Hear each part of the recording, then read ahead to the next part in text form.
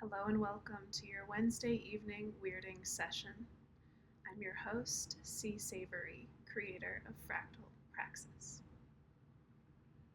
Today's talk is an ode to alienation and to the depths of our suffering at the story of separation. I open with a poem I wrote at age 16 from those very depths. I stand in a room, alone in a room, and I listen with all of my ears. I listen for nudges, for scrapes, and for budges that indicate answers are near. I breathe in so weakly, I shudder so meekly. I must find the truths that I've sought. They're hiding nearby. They must, or I'd die of the meaninglessness that I've fought. Come out, I rasp, then I shout, engulfed by my anxiety. No faith of on high, nor hard proof have I to these elusive but searingly real mysteries. I know they are there, and I weep without care at my mortal lack of understanding. I glimpse them like fairies, but they remain wary of revealing themselves to the one that's left standing. I tell them to trust me. I am, so I must be, the one meant to carry their verse. But they laugh at my brain, making phrases in vain that might suitably realize this dream and this curse. Admitting defeat, I crumple, deplete of my arrogance to truly see. Upon choosing so, they relinquish my woe and pour unrelentingly into me.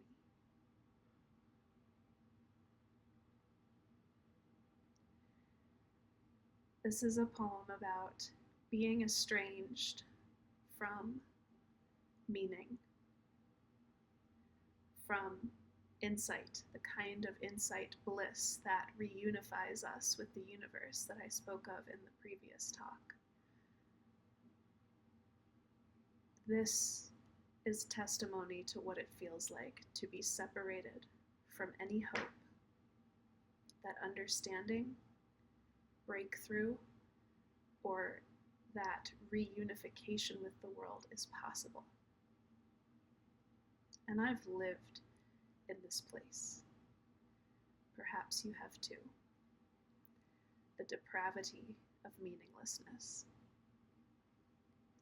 When we are stuck, mired in dead-end identities, tripping us up, keeping us stuck, spent, small, trapped, suppressed. When we are haunted by external and internal menaces. I lived identified for decades with exile. In fact, following my transcendental experience at age 23, I only gained more evidence for my proof, for my belief that others couldn't relate to where I was at, didn't have any use of the truth I was seeking, and would never accept me, love me, or embrace and integrate me. So I held myself apart for very long, convicted as I was into a cage of my own making. A truth I believed and also partially reproduced. Sure, I didn't belong. Sure, you wouldn't like me. Sure, you weren't interested in the truth that I focused my whole life upon. So convicted was I of the very frame that I viewed through. Yet as I free myself I relinquish these pretenses to separation between me and you.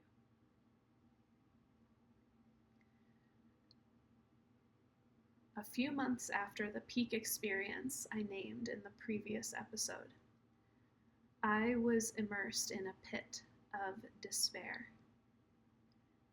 Gazing out my third-story bedroom window in Pittsburgh, PA, where I lived, my neighborhood, my city, looked to my eyes dead. Dead of life energy. Dead of a viable culture. Dead compared to living in right relationship with the earth. Spiritually dead. Dead, dead, all dead, I lamented in anguish.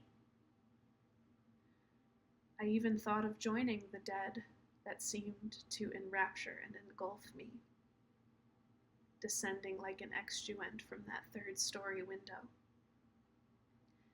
But I chose to stay with the trouble, to stay in that muck and mire that I named my existence at the time, nevertheless. To see the city around me as hopelessly dead in all directions, it wasn't a psychotic break. It was the result of a radical shift in perspective, tied to that very same peak experience of unity just a few months earlier. We have all been lost in exile at some point in our lives. Perhaps we will all be lost once again there. Damned.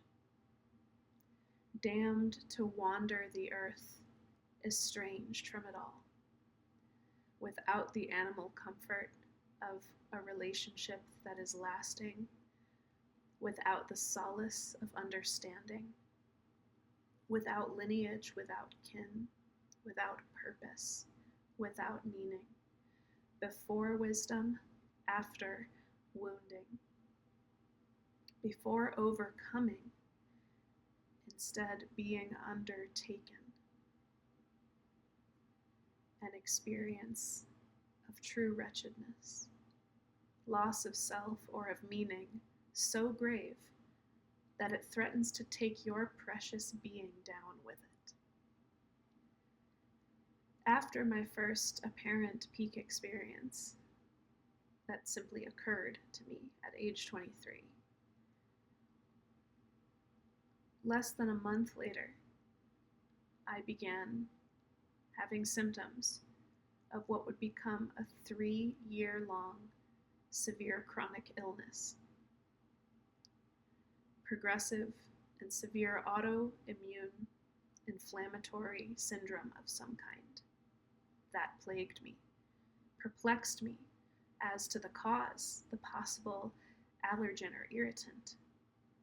I was just completely ill. I couldn't get out of bed at times. This lasted 3 years. I tried radically overhauling my diet twice in that period, ceasing to eat anything but rice, then slowly building back up my diet from there. I was desperate. I felt so alone and only growing more alone. I sought help from Western medicine and received only harmful treatment, ignorance, condemnation. The fear of the doctors not knowing what was wrong reflected back onto me as I was labeled somebody who was just acting for attention, which quite obviously worsened my suffering. In the worst moments of the chronic illness, I was simultaneously suffering from crushing arthritis over my whole body, especially my hips, lockjaw, horrible bloating, constipation and diarrhea, vaginal health issues, and even a full-body flu-like illness with the most debilitating fatigue and brain fog that you can imagine. It would be holistic, the holistic medicine path that would eventually lead me out of that horrible place. I stopped eating wheat entirely, and I followed my intuition, which was urging me to move west. So I moved west to Denver. I trusted and listened to myself with even greater attunement. And in the months after these choices took root, the symptoms cleared up. And it felt like I got my life back. But it was a surprise. It was a blessing at that point. It was not a given that I would ever be healthy again. But there it was, and it was a gift. To feel like myself again, to feel my brain clear, my mind clear, my body free of inflammation. When I was sick and the cause was so totally unknown, I lost hope of ever being well again. By grace, by luck, by the intuitive path, I healed. But I took from that lesson from that experience, I should say, valuable lessons and perspectives.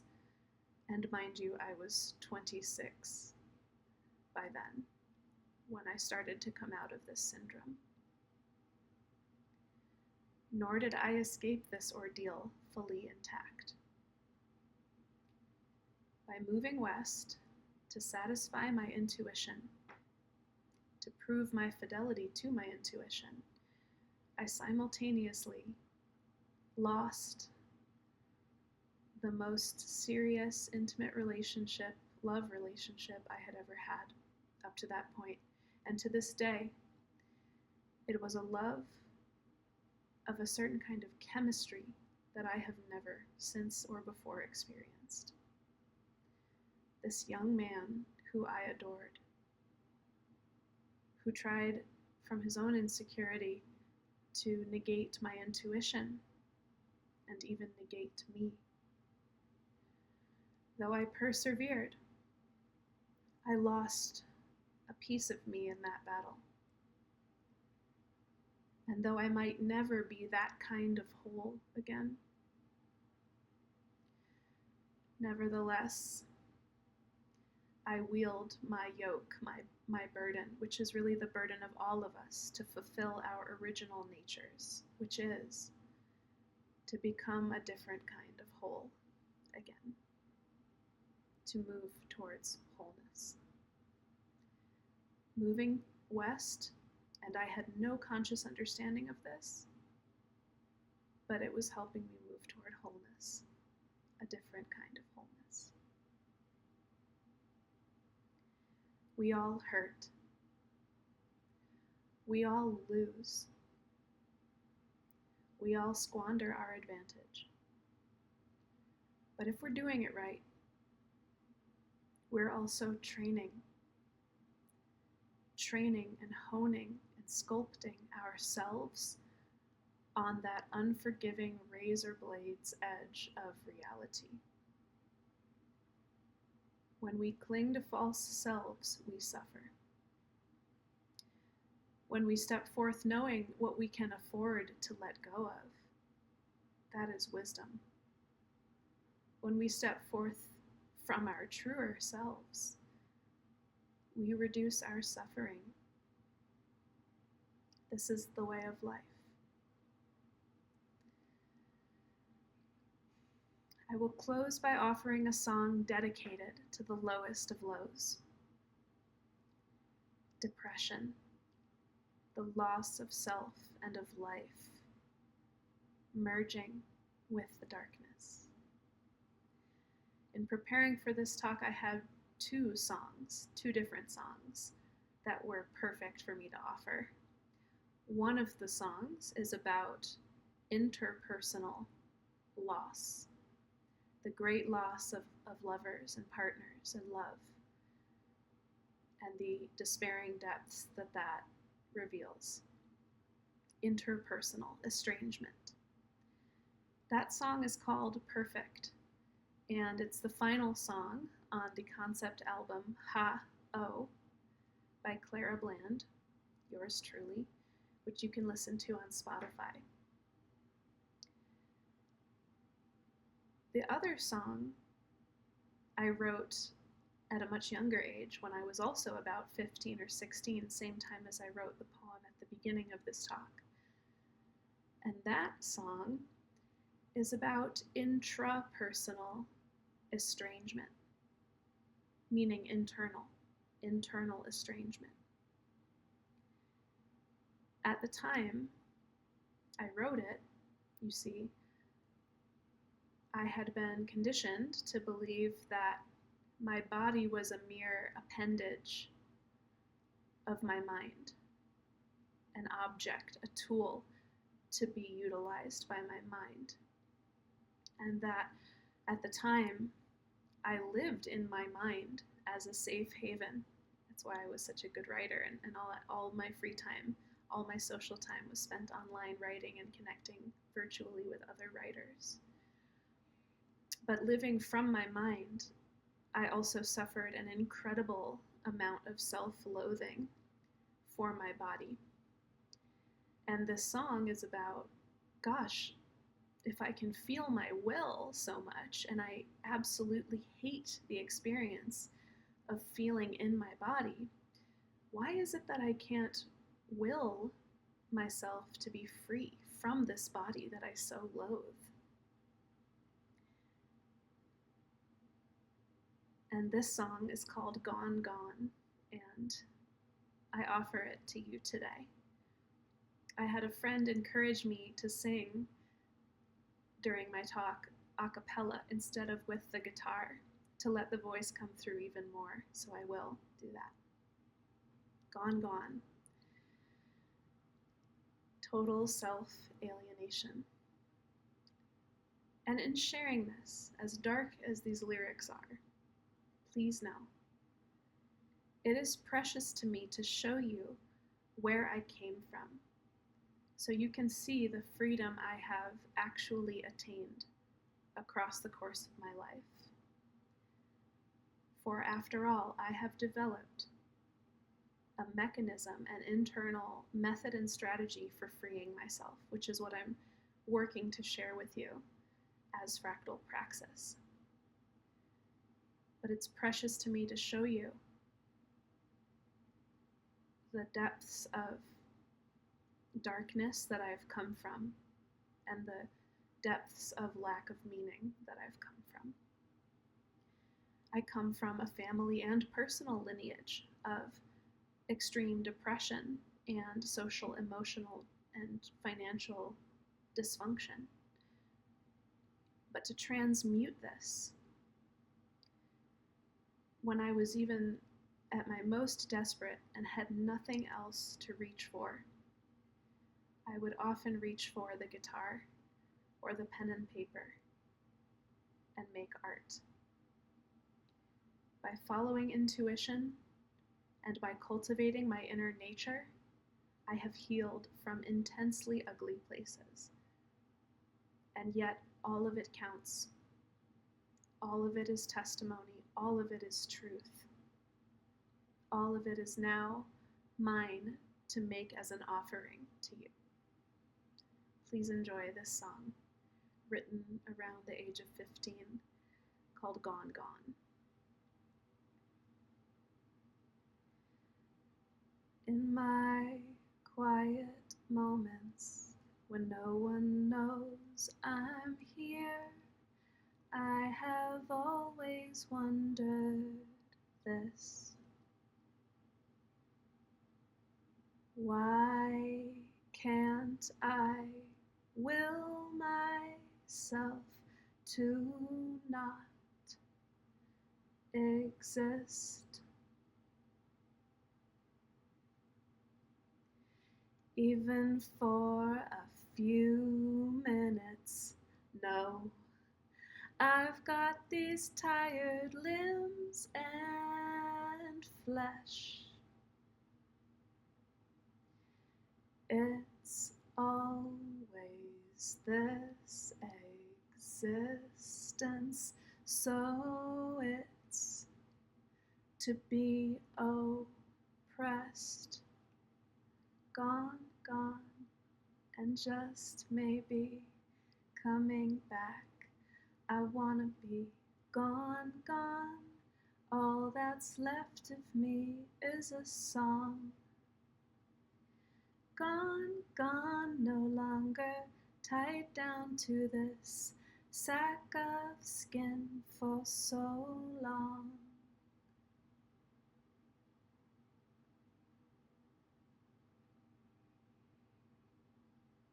Convincing ignorance of my body doesn't mean it goes away.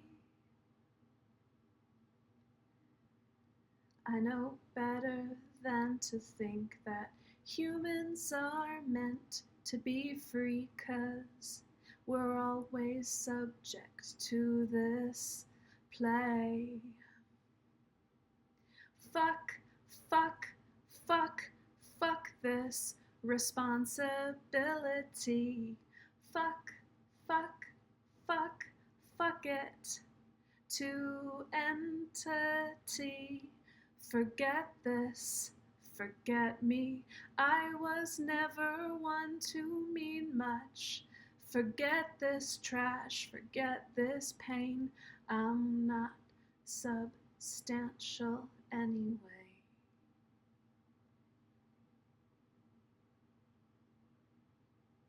Gone, gone, and just maybe not coming back. I wanna be gone, gone, 'cause all that's pretty about me is a song. Gone, gone, no longer tied down to this scourge of cells for so long.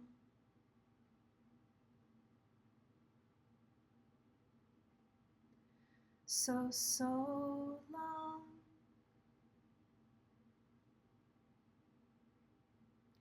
Thank you for witnessing and watching this week's WEWS. If you'd like to support the work of Fractal Praxis, please make a donation using the link below, or consider becoming a member at blog.fractalpraxis.com. Hit the subscribe button. In closing, I bid you farewell. Merry meet and merry part, and merry meet again.